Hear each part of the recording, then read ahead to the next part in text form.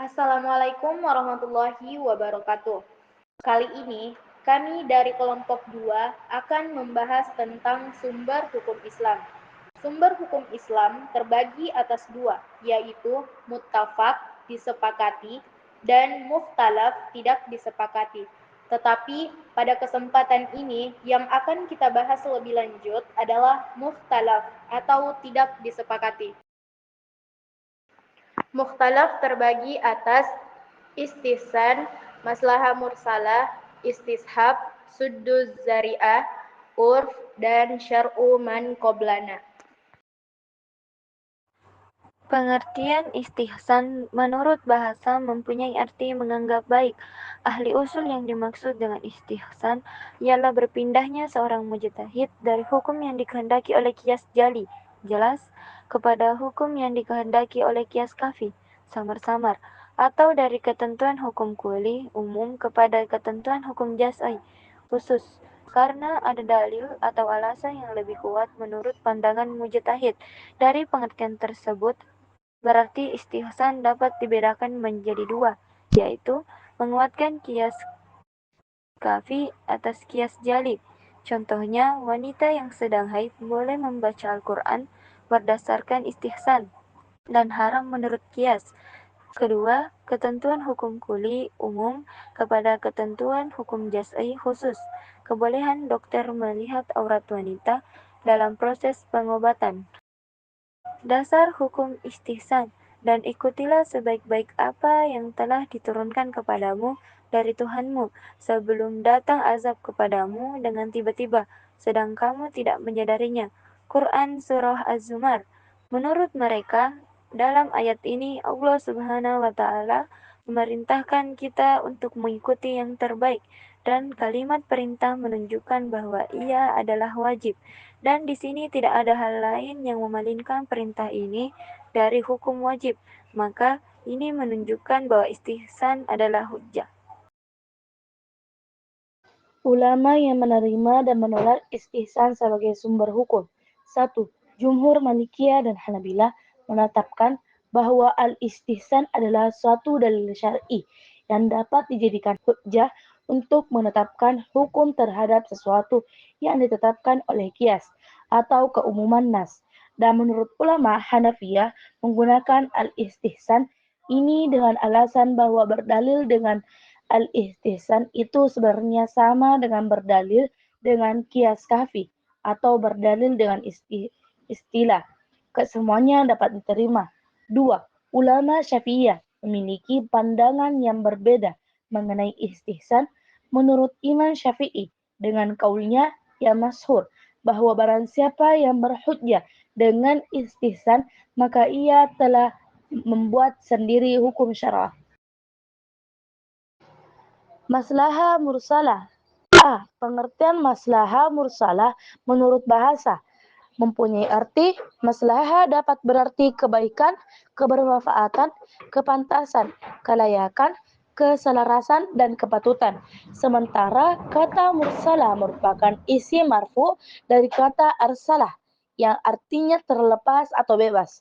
Dengan demikian, kedua arti terlepas atau terbebas dari keterangan yang menunjukkan boleh atau tidak bolehnya dilakukan. B. Ulama yang menerima dan menolak maslahah mursalah sebagai sumber hukum. Yang pertama, jumhur ulama menolak maslahah mursalah sebagai sumber hukum. Yang kedua, Imam Malik membolehkan berpegang pada maslahah mursalah. Yang ketiga, apabila maslahah mursalah itu sesuai dengan dalil kulli atau dalil juz'i dari syara', maka boleh berpegang kepadanya. Menurut Ibnu Burhan, ini adalah pendapat Imam Syafi'i. C. Syarat-syarat maslahah mursalah.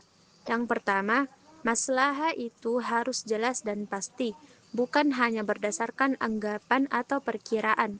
Yang dimaksud, penetapan hukum itu benar-benar membawa manfaat atau menolak madarat.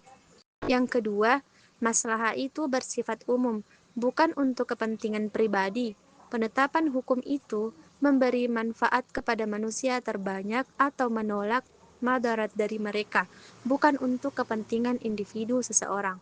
Yang ketiga, hukum yang ditetapkan berdasarkan maslahah ini tidak bertentangan dengan hukum atau prinsip yang telah ditetapkan dengan nas atau ijma'. Istishab. Pengertian istishab menurut bahasa mempunyai arti selalu menemani atau selalu menyertai.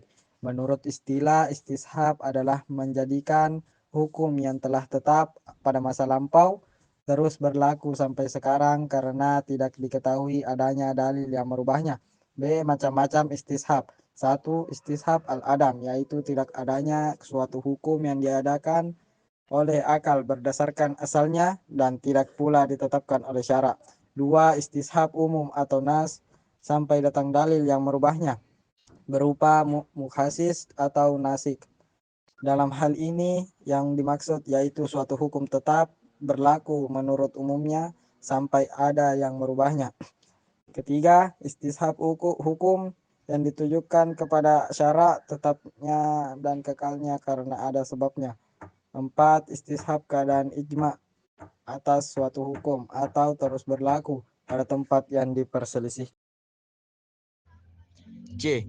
Ulama yang menerima dan menolak istishab sebagai sumber hukum. 1. Ulama Malikiyah, Syafi'iyah, Hanabilah, Zahiriyah, dan Syiah bahwa istishab bisa menjadi hujjah serta mutlak untuk menetapkan hukum yang sudah ada selama belum ada yang adil mengubahnya. 2. Ulama Hanafiyah istishab itu dapat menjadi hujjah untuk menetapkan berlakunya hukum yang telah ada dan menolak akibat-akibat hukum yang timbul dari ketetapan yang berlawanan dengan ketetapan yang sudah ada. Bukan sebagai hujjah untuk menetapkan perkara yang belum tetap hukumnya. 3. Ulama mutakallimin atau ahli kalam berpendapat bahwa istishab tidak bisa dijadikan dalil karena hukum yang ditetapkan pada masa lampau menghendaki adanya dalil. Sadduz zari'ah. A. Pengertian sadduz zari'ah terdiri dari dua suku kata, zadduz dan zari'ah.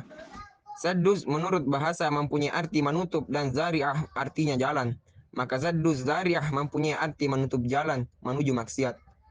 Adapun secara istilah, sadduz zari'ah adalah menutup jalan untuk mencegah hal-hal yang bisa membawa atau menimbulkan terjadinya kerusakan. Dengan kata lain, segala sesuatu baik yang berbentuk fasilitas, sarana keadaan dan perilaku yang mungkin membawa kepada kemudaratan hendaklah diubah atau dilarang. B. Pengelompokan sadduz zari'ah dengan memandang kepada akibat atau dampak yang ditimbulkan. Ibnu Qayyim membagi dzari'ah menjadi 4, yaitu yang pertama, dzari'ah yang memang pada dasarnya membawa kepada kerusakan. Yang kedua, dzari'ah yang ditentukan untuk sesuatu yang mubah, namun ditujukan untuk perbuatan buruk yang merusak, baik dengan sengaja atau tidak disengaja. Yang ketiga, dzari'ah yang semula ditentukan mubah, tidak ditujukan untuk kerusakan, namun biasanya sampai juga kepada kerusakan yang mana itu lebih besar dari kebaikannya. Dan yang keempat adalah dzari'ah yang semula ditentukan untuk mubah, namun terkadang membawa kepada kerusakan, sedangkan kerusakannya lebih kecil dibanding kebaikannya. Dan dari segi tingkat kerusakan yang ditimbulkan, Abu Ishaq al-Syatibi membagi dzari'ah kepada 4 jenis, yaitu dzari'ah yang membawa kepada kerusakan secara pasti. Artinya, bila perbuatan dzari'ah itu tidak dihindarkan, pasti akan terjadi kerusakan. Yang kedua, dzari'ah yang membawa kepada kerusakan menurut biasanya, dengan arti kalau dzari'ah itu dilakukan, maka kemungkinan besar akan timbul kerusakan atau akan dilakukannya perbuatan yang dilarang. Yang ketiga adalah dzari'ah yang membawa kepada perbuatan terlarang menurut kebanyakan. Hal ini berarti bila dzari'ah itu tidak dihindarkan, seringkali sesudah itu akan mengakibatkan berlangsungnya perbuatan yang terlarang. Dan yang keempat adalah dzari'ah yang jarang sekali membawa kerusakan atau perbuatan terlarang. Dalam hal ini, seandainya perbuatan itu dilakukan, belum tentu menimbulkan kerusakan. C. Ulama yang menerima dan menolak sadduz dzari'ah sebagai sumber hukum. 1. Menurut Imam Malik, sadduz dzari'ah dapat menjadi sumber hukum. Artinya, perkara yang mubah itu dapat dilarang. kalau ada pembolehannya, itu membuka jalan untuk mendorong kepada maksiat. 2. Menurut Imam Abu Hanifah dan Imam Syafi'i, saddu dzari'ah tidak dapat dijadikan sumber hukum, karena suatu yang menurut hukum asalnya mubah, tetap diberlakukan mubah hukumnya. Urf. Pengertian urf menurut bahasa adalah adat kebiasaan.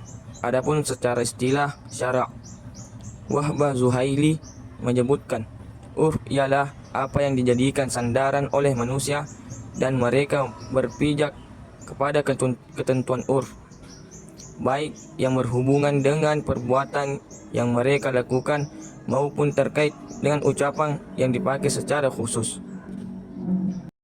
B. Macam-macam urf dalam praktiknya. Ulama usul membagi urf menjadi dua macam, yaitu 1. Dilihat dari segi sifatnya, maka urf itu dibedakan menjadi dua macam. A. Urf amali, yaitu urf yang didasarkan kepada praktik atau perbuatan yang berlaku dalam masyarakat secara terus-menerus. Contohnya, berbagai transaksi yang dilakukan oleh masyarakat dengan cara tertentu.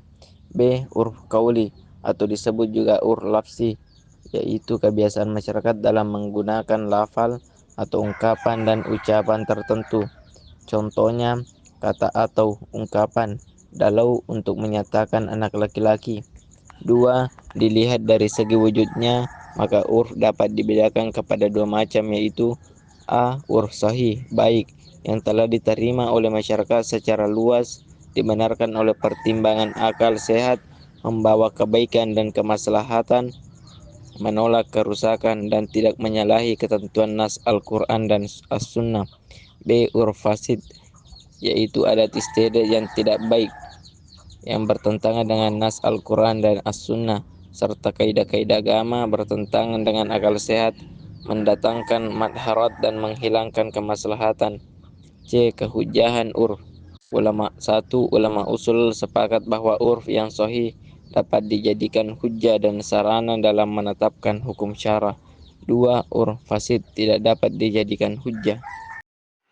Syar'u man qoblana. Syar'u man qoblana berasal dari kata syar'u syir'ah, yang artinya sebuah aliran air sebuah agama hukum syariat, dan qoblana artinya sebelum Islam. Menurut istilah, syar'u man qoblana adalah syariat yang diturunkan Allah kepada umat sebelum umat Nabi Muhammad SAW, yaitu ajaran agama sebelum datangnya ajaran agama Islam melalui perantara Nabi Muhammad SAW, seperti ajaran agama Nabi Musa, Nabi Isa, Nabi Ibrahim, Nabi Daud alaihissalam, dan lain-lain.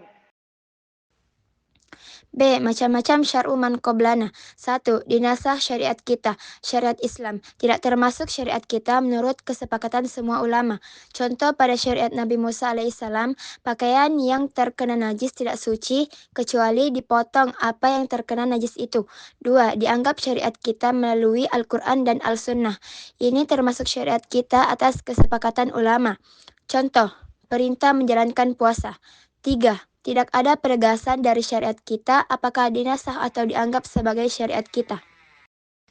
C. Kehujaan syar'u man qoblana. Sebagai ulama seperti Imam Abu Hanifah, Imam Maliki, Imam Syafi'i, dan Imam Ahmad bin Hambal menyatakan bahwa hukum-hukum yang disebutkan dalam Al-Quran dan Al-Sunnah meskipun objeknya tidak untuk Nabi Muhammad SAW, selama tidak ada penjelasan tentang nasaknya, maka berlaku pula untuk umat Nabi Muhammad SAW. Dari sini muncul kaidah syariat untuk umat sebelum kita juga berlaku untuk syariat kita.